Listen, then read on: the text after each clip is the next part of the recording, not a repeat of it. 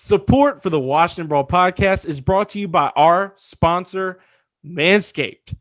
Manscaped is the best in the men's below-the-waist grooming game, and they have some big news. Manscaped just released their new cologne scent. As you can see, they sent it to me here to help you feel good and smell good at all times. Who knew smelling this good could be this easy? Manscaped is trusted by nearly over 2 million men worldwide. Join the movement today, Washington Brawl listeners, because everybody knows Manscaped has the Performance Package 3.0. I've talked about it ad nauseum on the show.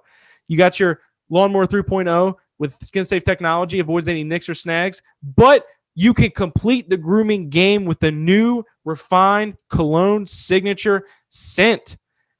With the same signature scent that is in all Manscaped formulas, this cologne is a perfect complement to the collection. It's light, it's approachable, it's gentlemanly in all the right ways. Think of this cologne as your wingman for your night to keep you fresh and ready for anything. This scent is calm, it's inviting, and introduces a light citrus burst. It's also hyperallergenic. In case you were wondering, 100% vegan. This is a beautifully designed glass bottle that makes a statement and has a manly scent that is attractive and sets the mood. Not only does it smell good, it looks good too. This isn't your run-of-the-mill cologne bottle here, folks. Also, make sure you check out the Performance Package 3.0 while you're on manscaped.com for your below-the-waist grooming needs, including the Lawnmower 3.0 trimmer, as I mentioned, with skin-safe technology, LED light, rechargeable. Also, check out the crop formulations such as the Crop Reviver, which is a spray-on toner for your sack with aloe extracts.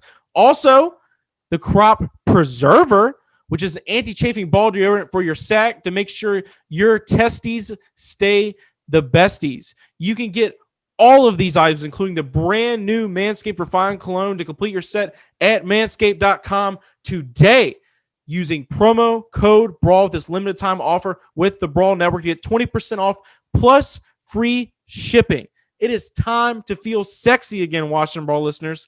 That is 20% off plus free shipping with limited time offer, promo code BRAWL at manscaped.com. One last time, that is promo code BRAWL, BRAWL at manscaped.com. Your balls and now your body will thank you. On today's episode of the Washington Brawl Podcast, presented to you by the Brawl Network, Manscaped, and DraftKings, SportsJourney's own and Washington football team insider, Lake Lewis, stops by to talk Mathew Stafford and the ever-evolving quarterback situation in D.C., the front office hires finally becoming official with the curveball they threw at us, this Senior Bowl, and more. So, let's get on with today's episode. I look at this team as being better than both of those teams when I walked in. Having won a division, having young talent like Terry McLaurin, having Chase Young, Montez Sweat. I mean, so many talented young players. And then I think Coach Rivera did a great job last year of sort of working on changing the culture.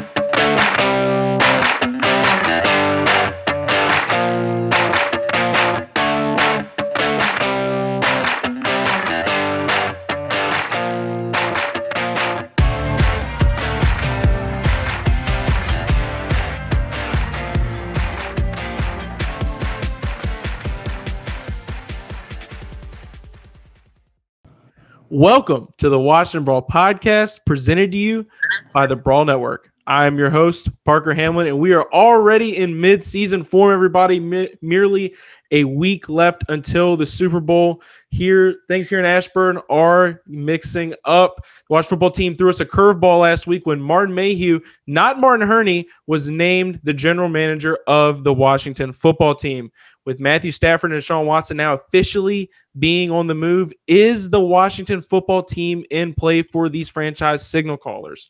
Join us to talk about this and all things Washington football is a very special guest and owner of SportsJourney, Lake Lewis. Lake, thank you so much for stopping by, man. And how has the offseason been treating you so far? It's been good. I appreciate you guys having me on. And yeah, you know, it was a good offseason to start because it's a little bit of less of the drama that we've always dealt with, you know, over the previous seasons. And, you know, yeah, they lost their playoff game, but the fact that they made the playoffs with so many young players, kind of led us into an off season of hope and, real prospects going forward if they can have another strong draft. Yeah, I remember listening to your podcast and coming out of that Seattle game, it was kind of a bittersweet tone with the entire Dwayne Haskins situation. For them to be able to move on from that in a week's time and end up clinching the division, kind of wrapping up a lot of the storylines throughout most of the season and kind of a positive result. It definitely felt good for the Washington football team, no matter the state of the NFC East. You're going to have people be like, well, Philadelphia this, Dallas that, New York this. It doesn't matter. Ron Rivera promised year one he was going to come in and change the culture of the Washington football team and put us on the right track. And a lot of people were laughing at him at 2-7. And, I was talking to Brand Weinstein last week, voice of the Washington football team. He said he's already missed the Sundays, and I definitely feel the same way he does, especially as we approach Mahomes and Brady. Watching this matchup, Lake, one thing is abundantly clear. You got to have your franchise signal caller. You got two of the best in the game going against each other. There's actually only about roughly 10 quarterbacks who are around the league that are actually locked into their starting roles, which is something that we've been able to say in a long time. So there's going to be a lot of moving parts this offseason. Everyone's up in the air. A lot of people's futures in doubt. I mean, even Aaron Rodgers, for God's sakes, even as much as I don't believe that. Two quarterbacks that have been the talk of the Washington football team Twitter. I'm just going to get right to it. Are two guys that are trying to leave their dysfunctional organizations that drafted them, Deshaun Watson, Mathew Stafford. Lake, of the two, what do Washington football team fans need to hone all their focus on, and who do you feel like is the most realistic option? It's a tough question. I mean, I think the guy that you would be able to get without giving up, a ridiculous amount of assets would be, Matt Stafford. But he's an older quarterback at the same time. And, as great as Matt Stafford's been, because I do think he's been one of the best quarterbacks, unfortunately, that hasn't gotten, the due that he's probably deserving of because of where he's been playing. I think the game is changing now where you just can't have a strong arm. You've got to be able to have some mobility to get out the pocket because guys are coming at you now and they're coming with bad intentions. And, so you need a guy that can extend plays, that can step outside of the box and do some things. And so I'm not sure if Matt Stafford's the guy. I mean, I understand, the throwing pedigree and all those things. But I think this often showed you with Taylor Heineke when he came in the playoff game that if you have a guy that has some mobility, the offense opens up and Scott Turner's, set. So naturally, Deshaun Watson's the guy if that's who you want to go after and get. I just don't think they have enough assets. They don't have enough pieces right now to pull this off. And if they do pull it off, they're going to have to do something that I am totally opposed to. And let me just make sure that, I make this clear to everyone out there. Deshaun Watson is my second favorite player in the NFL outside of Patrick Mahomes. I mean, I absolutely love that guy's game. He's a gamer. He's a winner. And he's a good person on top of that. So he's the full package. But if you're Washington, you finally have, we're talking about our offseason now, you finally have a team that's young. They're only a couple of pieces away, and they're probably pieces that could be perhaps picked up in the draft. And that might be your quarterback as well. So, I tweeted this out last week, and, it was mixed reviews, but I said this. So as much as I love Deshaun Watson, you can't put in a Montez Sweat in a package for Deshaun Watson. I mean, everything that's working for you right now includes those young guys, Montez Sweat, Chase Young obviously wouldn't be in there. But quiet as kept. Montez Sweat probably had a better year than Chase Young. So you definitely don't want to put him in there because you have two bookends that are going to wreak havoc on opposing offensive line and quarterbacks for years to come if you keep that intact. Then you get a guy in the 7th round in Cam Curl who's right there. Do you really want to, break that situation up when you got a guy on the cheap, basically? He outplayed a guy you paid a lot of money to, in Landon Collins, so much so that they have to figure out what they're going to do with Landon Collins. So I just don't think you throw in young guys to get another young player in here. Some people even saying maybe you throw in Terry McLaurin. Well, if you do that, who's Deshaun Watson going to throw the football to? So I just think you keep what you have. And if it's me, I think you look. If you're going to go free agency, maybe you throw in a guy like Jacoby Brissett, maybe someone like that. But I think there's so many quarterbacks in this year's draft. You can find your guy at 19 if you just play your cards right. You know, a lot of people have us taking Mac Jones at 19. He's done phenomenal in the Senior Bowl. He's definitely not one of the sexiest options. When you hear about guys like Deshaun Watson, Mathew Stafford becoming free or possibly being trade suitors, everybody wants to jump the gun and just give them whatever they want for them. But I agree with you absolutely. You cannot trade some of these younger assets. 99, 17 are off the table. You can maybe work in something with guys like maybe Deron Payne, Jonathan Allen, but I'm not comfortable trading Montez Sweat either. I think we're finally getting some momentum with this young defense, and I think that it's silly to take the foundation out of that house before we're even done building it, and that's how I feel about us trading away any of these young defensive stars as draft capital. I'm a lot more comfortable with guys like Landon Collins being in some of those packages because you really don't know his role going in to 2021. A lot of people have been throwing Matthew Ioannidis in there, but we'll get into that trade value conversation here in a minute. But I'm going to stay on Stafford for one more minute.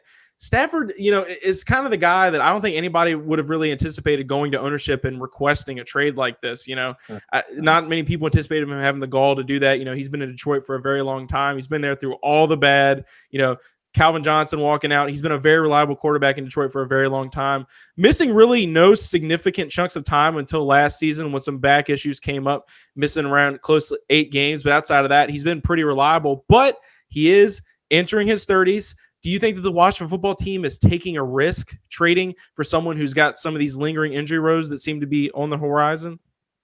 No, I mean, his injuries are pretty common injuries. I mean, just wear and tear over time. It's not like, career-threatening situation where they had to deal with Alex, but I just, again, I understand the fans feeling like, this team was so close. And for my money, they gave Tampa Bay, who's in the Super Bowl, their toughest competition in the postseason. Amen. Okay, well, if you feel like that and you saw a guy that came off the street 3 weeks before and almost beat the GOAT, I mean, it played him in a position to beat Tampa and Taylor Heineke, what would make you think if they don't get adequate quarterback play like that, they wouldn't have won 10, 11 games this year? So I don't think you have to break the bank and totally disrupt what's already in place. You just have to make sure that whoever the quarterback is next year, maybe it's someone that's on the roster now where they get a full off season of conditioning, full off season of OTAs, mini camp, training camp, preseason. Hopefully that happens, and COVID's out of here. But if that's the case, Steven Montez, Taylor Heineke, Allen, you have all these guys that maybe you let them compete and see if one of them can really come to the forefront. There's guys that are out there that you can bring in here on the cheap. I mean, I'm not sure what New England's going to do with Cam Newton. Some people say his better days are behind him. I liken that, the system he was in wasn't conducive for him, and he really didn't have a whole lot around him. But you bring him here with a stout defense and a pretty decent running game, it's going to look eerily similar to what he had in Carolina. And maybe at this point in his career, that's what he needs so that he's not the focal point and has to do everything himself. So he's a guy that I would take a look at. That's obviously Ron Rivera's decision, though. With the Newton situation, a lot of people kind of disregard me when I say it and like to throw out there that, oh, well, if they wanted Newton, they would have brought him in here last year. But all options really are on the table here, especially with this new general manager. Mayhew, of course, drafted Stafford in Detroit. And some of the trades scenarios for Stafford are sensible, some that are being suggested, some not so much. It's being reported that Detroit wants the fair market value for Mathew Stafford. In a dream world for me, it's 19. It's a 19th overall pick this year and possibly a first next season. But what do you feel like, Lake, is the asking price for Mathew Stafford's services? It depends. I mean, obviously the higher bidder is going to get him. I'm not sure 19 does it for anyone. I mean, you can't. We're talking about a Pro Bowl quarterback. We're talking about one of the best quarterbacks in the NFC for years. They're not just going to give them away. You've got to get something back in return. And I think the thing that fans keep saying, a 19 pick this year, first rounder, and one next year, if you're Washington, your aspirations are your picks aren't going to be high. So I think fans have to really understand that. They're not in a total rebuild anymore. They did that this year. And now next year should be you hit the ground running. Yeah, the window's now from this point on. Exactly. So I think people have to be leery of that. They keep thinking first rounder. Well, if it's a late first rounder, that pick really doesn't have the same value as if it was a top 5 pick every year. So I don't think Washington anticipates ever having their first round picks being in top 5, top 10 anymore. And that's a good sign. But if that's the case, I just truly feel like there are quarterbacks that are out there, and the way the league is set up now, these quarterbacks can come in and play instantly. We've seen that all over the league. There's going to be some intriguing names that are going to be there at 19, in my opinion. I think a guy like Trey Lance may be there at 19. You might say the competition at North Dakota is not the same, but there's still winners there. They've still produced some players in the league. Carson Wentz obviously comes to mind. But with all that said, he's more of the new breed type quarterback in the NFL where he has mobility. And I just think in this offense, and Scott Turner's offense, that's what they need. And they could draft a guy like that and not promise him a starting job, but make him work for it. If he beats out what's on the roster currently, then great. You've got a good situation. If not, you let him learn. I just know whoever they bring in, and this isn't to take a shot at Dwayne Haskins. I'm happy for the kid that he got an opportunity in Pittsburgh. But I just think from what we saw play-wise, nothing can be as bad as that. It just couldn't be. So yeah, it just couldn't be. I mean, so I don't think we're going to see anything to that shock value anymore.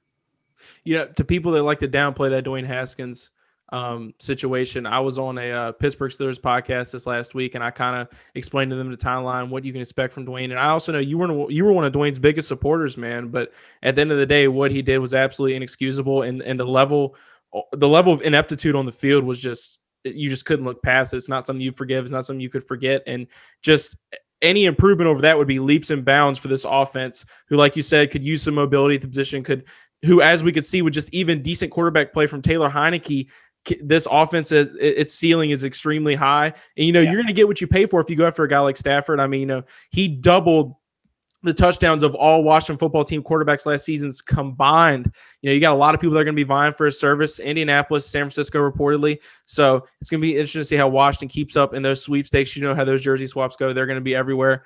But, let's stay in the quarterback room here. Despite winning the Sporting News Comeback Player of the Year, Alex Smith on the roster kind of makes this cap situation kind of messy if you are trying to bring in a guy like Stafford or a guy like Watson. Stafford, unless he restructures his deal, has a $33 million cap hit. Would the team have to pretty much blow up the quarterback room to make a move like this possible, Lake? Yeah, I mean, you there's no way you can bring in any kind of high-priced free agent and keep Alex Smith on the books. You can't. I mean, you would have to make a move there, and you probably would have to let go of someone else, maybe Kyle Allen. You can't have that kind of money in one room. You can't. Listen, if they were to pull something off to get a Matt Stafford where they didn't have to give up any player, I would be okay with that. I would. I mean, it's definitely an upgrade. It's definitely a huge improvement, and it puts them right in the thick of things.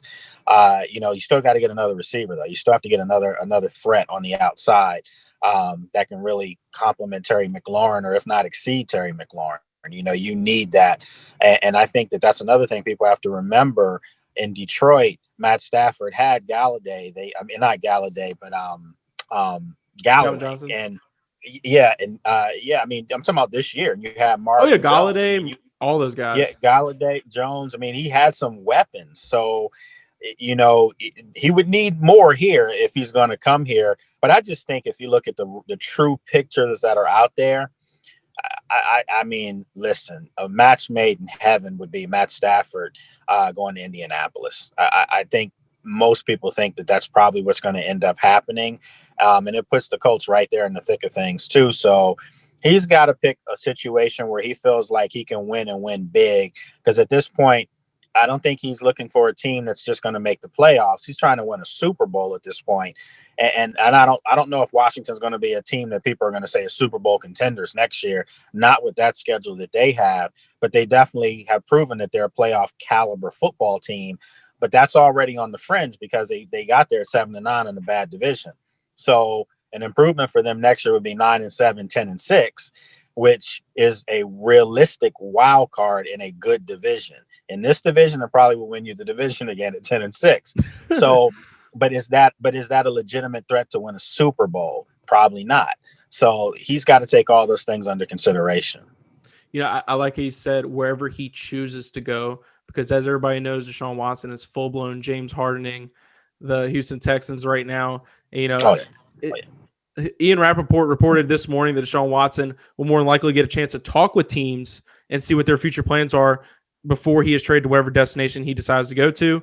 And, of course, it's also being reported that the Texans are trying to trade him out of conference. It's all coming from Ian Rappaport. Ian also said that the Carolina Panthers and the Washington football team are possible suitors. I'm with you, Lake. I feel like if you're going to trade for a quarterback, you go big or you go home. You either go Deshaun Watson or you just try to blow through the draft or free agency and keep with the theme that Ron Rivera and then this coaching staff has. Personally, no matter how good things are in the building, I don't see Watson choosing us, even though he is the best possible solution for our quarterback's position for the next decade.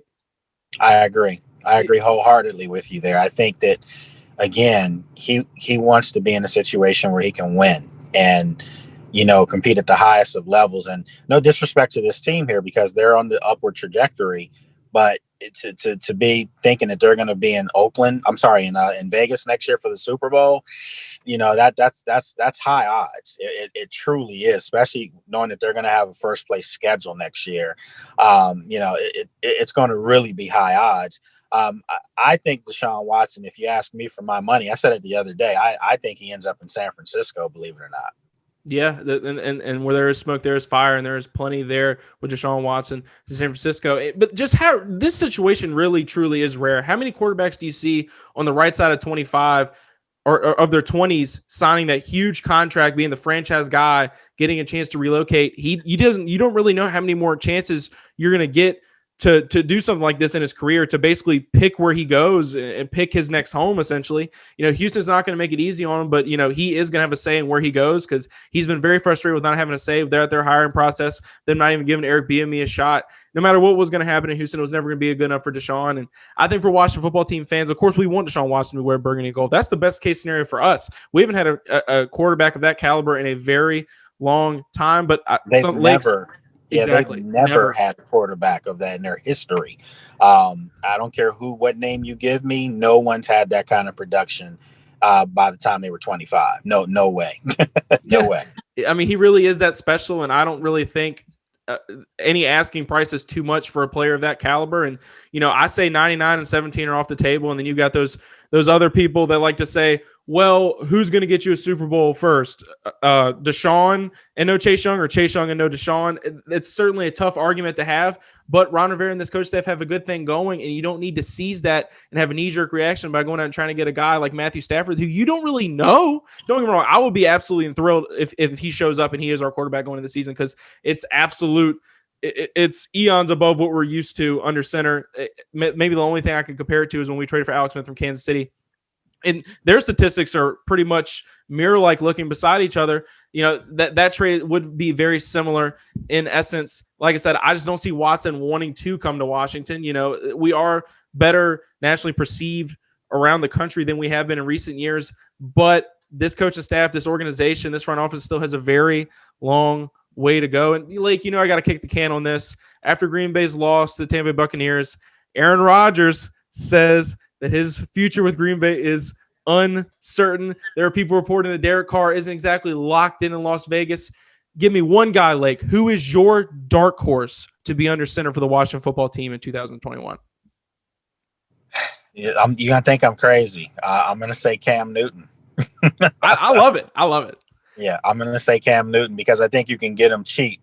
And he's somebody that, at this point in his career, he's going to want that help. And you've got a defense, you've got the makings of something really good, and he knows the coach. He knows what to expect, and he doesn't want to go out like that where people remember his final year or so being in New England.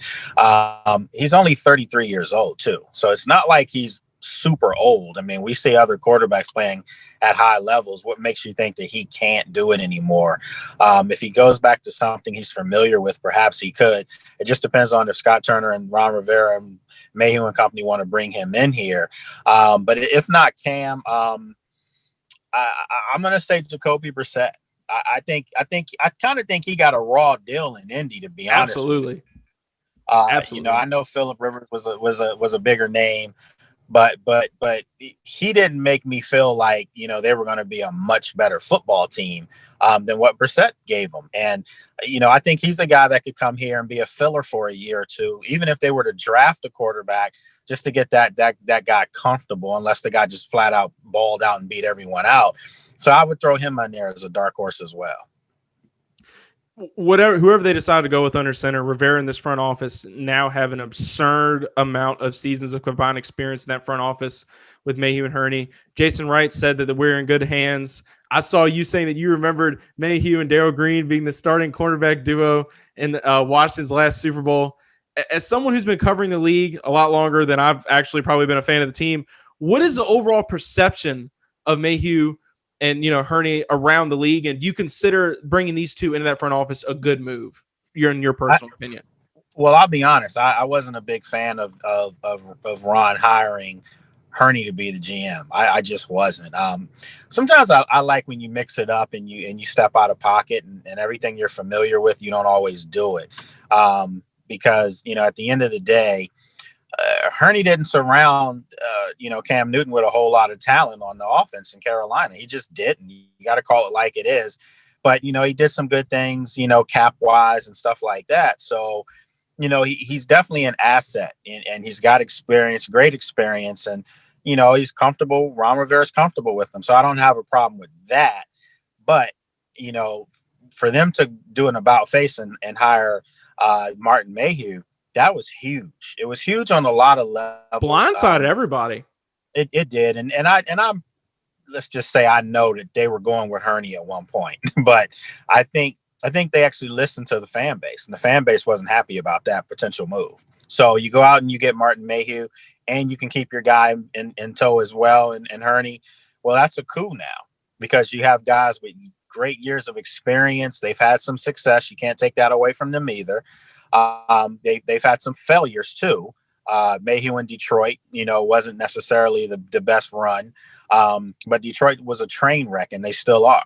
And then Hurney, the last several seasons in Carolina, 2 stints actually, people soured on him down there. But to give them a fresh start with a young team that's budding, this is what they do. They can help young guys. And for Mayhew, it's a homecoming, so to speak. Obviously he played here. He was part of their last Super Bowl win, against the Buffalo Bills years ago, 91, 92 season. So, I like it, but now they've got to get to work, and there's some holes they've got to fill on this roster if this team's going to take that next step. And certainly, I'm not a big fan of the familiarity thing either. Sometimes you should surround yourself with people that disagree with you, get some different perspective, and you would hope Rivera would be doing that. So I think a big reason that people had a lot of pushback with this hire, of course, was Hurney being appointed the general manager of the team. And I think that a lot of that was them listening to the fan base. I certainly feel a lot more comfortable with the situation now that Mayhew has been added to the mix. I think he'll do a much better job than Marty will, or would have, in that role. Mayhew had 2 double-digit win seasons in Detroit. There was a lot of failures there as well. But Mayhew has a track record. He kind of sits back, and I was listening to John Keim report. He kind of sits back and lets the coaches do their football business, gives them the space that they need, and also asks them for their input in personnel decisions. To me, it's a very big key component of getting Ron Rivera back to doing what he does best, and that's coaching. I think another reason that this move made a lot of people sour initially with Marty Hurney was Kyle Smith. With Hurney essentially taking his job, like I said, there is a familiarity factor, of course, that frustrates a lot of people. But do you feel like Smith's exodus from the organization, even though it isn't happening yet, might be for reasons not being shown on the surface? I mean, all of us Washington football team fans are really just trying to make sense of it, because it felt like Kyle Smith was playing with house money, and all of his draft picks came in and knocked it out the park this year, right, Lake? Yeah, I mean, it was a group effort, though. Everyone keeps putting the drafts on Kyle Smith. I mean, Doug Williams, a lot of people, heck, even Bruce Allen, guys were all part of it. And, it's just the way the business works. Guys want to be around guys they're comfortable with. And, Ron Rivera said he wanted more experience in the room. And see, I think that's the thing. Like, in order to take a young team to a higher plateau, a greater level, you need experience, people who've been there to explain how you're going to get there. Kyle Smith's never been there. Let's just call that like it is. He's a young guy, so he's still growing. You just don't want to see young guys leave the building and go somewhere else and excel. And we've seen that quite a bit from previous coaching staffs. So that's what people are leery of. But you know what? I keep trying to tell this to the fan base out there. You can't have your cake and eat it too. I mean, when you win, there's going to be exodus from your roster, from your coaching ranks because of success. Other people pluck away, successful setups. So that's going to be the norm here if this team's winning. You're going to have people now start to mention Scott Turner as a coach. You're going to have, people start mentioning Jack Del Rio perhaps as a coach if they keep doing well. And that's what you want. Those are the breaks that you want because it means you're doing something properly. Winning, even with losing, Kevin O'Connell goes over to the Rams and is a great addition to that coaching staff with Sean McVay, who is another young name, another young guy who left the organization, coach front office, potato. Nobody likes to see those young faces go and have very good marginal success at other places. And I think the fan base is being very knee-jerky about the whole thing. I think people just need to trust Rivera. I certainly trust Rivera. Like a lot of people, I was very critical of him early in the season. I ate my crow and watched football today when NBC Washington went on. But, this season truly is a cleansing. He gets rid of Rivera gets rid of the quarterback that he didn't draft, now gets his own football people running operations. So now he can do what he wants, and that is coach. Rivera's looking for 2020 to be drama-free, and he will now get to start cancer-free as well, as his family announced via Twitter that he is now cancer-free as of today, January 28th, 2021. Rivera is also named the NFC Coach of the Year. For the last 15 seasons, no one has won the East back-to-back. Do you think, Lake, this last question, that Rivera can ride off of this wave of momentum, or do you feel like 2020 was a fluke due to the state of the division? No, I mean, listen, the division was bad. Let's just call it like it is. And, but young guys winning, that's a great start to their careers. That's all they know. They don't know the history of the last 2-3 decades of just the losing and the off the field nonsense and, the promises that were made that weren't kept by front office people. I mean, they don't know this stuff. They know the stories. They may have been told, but there was a total cleansing this year. And you bring in a Chase Young this first year. Hey, I'm a division champion. I won the division. Something that was only happened, 2-3 times in the last 30 years. So, for him, that's a great start. For Cam Curl, for Gibson, for McLaurin in his second year. These are guys that are now, they feel like they're winners. No, they don't care about that 7-9 record. They won their division, and that's an accomplishment. So now you go into next year thinking that, you're better than what you were the previous year, which now is borderline good, really good, So you have to take that step, and you should have some encouragement by the way you played against Tampa, with not all your pieces on the board. So I just think that, it's a good look for Washington right now, and they're going to be a dangerous team next year if they can fill up some of these holes. Absolutely. A huge wave of momentum. I think people are going to try everything in their power to discredit it just because we are talking about the Wash football team here, a team that nobody projected to win more than 2 games. When you go above those expectations, people are going to do nothing but try to bring you down. And, there's that trend that Washington can only win the East when it's pretty much crippled. But I tend to disagree with that. I think, like I said, Coach Rivera and this team, this organization, play with house money, and you can only go up from there, especially once you get your franchise signal caller, whoever that may be. No combine, QB debacle, Senior Bowl. It's going to be a busy offseason, Lake. Thank you so much for stopping by. Tell the people where they can find you. You can check me out on our site, SportsJourney.com, and then also on social media, on Twitter at Lake Lewis, on Instagram, Facebook, Lake Lewis Jr., and then our social media for Sports Journey is pretty much everywhere at SportsJourney.com. So, and then of course I have my my podcast, which on Monday goes to a daily format. So nice. I needed a nice break from that, but yeah, we're back daily Monday. So you can check that out after practice with myself, Lake Lewis. You can subscribe to it on all the major carriers, and then 2 days out of the week, that podcast will actually have a TV style presentation on the site on sportsjourney.com as well. All right, well, you people heard it here. After Practice Podcast, Sports Journey. Lake, like I said, thank you so much for stopping by, man. Wish you and your family the best going into 2021. I appreciate you having me on. Anytime you need me, just reach out. Take care. Yes, sir. Thank you. Football is here, and so is your shot at millions. Thanks to our partnership with DraftKings, all new players can play free for millions with your first deposit. Here's how it works. 1. Create your DraftKings DFS account and make a deposit. 2. DraftKings will credit your account with free entry to these contests. 3. Draft your lineup and go for the millions in top prizes. Just go to dkng.co/brawlpod to play. That's dkng.co/brawlpod. Act quickly. This offer won't be around forever. Minimum $5 deposit. Eligibility restrictions apply. See DraftKings.com for details. Great stuff there from Lake Lewis. Got a lot of amazing people over at SportsJourney. Make sure you give them a follow on Twitter and all social media. Lake is a very respected member in DC, and it is an honor to finally have him on the show. Also, make sure you subscribe to his podcast, After Practice Podcast, wherever podcasts can be found. That is all the time we have today, Watch Ball listeners.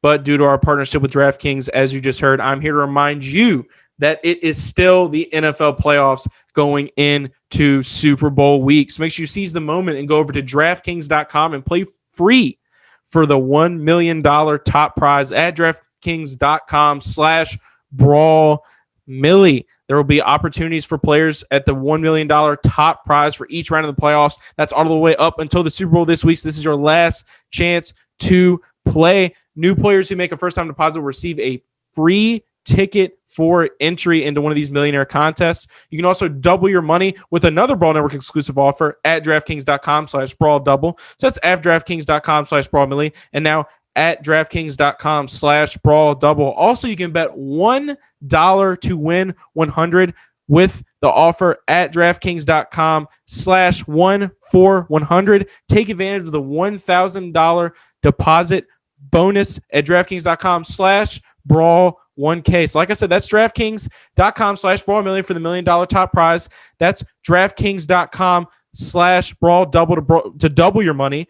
And that's also DraftKings.com/14100 to bet $1 to win 100. And finally, that is DraftKings.com/Brawl 1K for the $1,000 deposit bonus. Make sure you get all the details and take advantage of these limited time offers in our partnership with DraftKings at www.brawlnetwork.com and start playing today. Also, while you're on the Brawl Network, you can read our latest articles and buy some merchandise, some Washington Brawl merch to support your boy. We got the black shirt, got the white shirts, we got the burgundy shirts, everything you can ask for in all sizes. So you guys make sure you go over there, pick that up, and get your Washington Brawl swag. Make sure you also leave a rating or review wherever you're listening to this to, and make sure you subscribe. You can download this and other episodes of the Washington Brawl Podcast wherever podcasts can be found. Subscribe and watch on our official YouTube channel as well, where you can also watch this and other episodes of Washington Brawl, as well as our Washington Brawl Madden 21 Game of the Week on PS5. This week's been a very big week for the Washington football team, as we're talking about finding our possible quarterback of the future. That quarterback might be in the draft, and this week was the Senior Bowl. Everybody at the Brawl Network has been working tirelessly to cover the event, talking to all the prospects. So next week, we will have on a very special guest who was at the Senior Bowl to talk their overall impressions, evaluations, and etc. So make sure you guys tune into that. But as far as this episode is concerned, guys, that's all the time we have. Have a great weekend. Peace.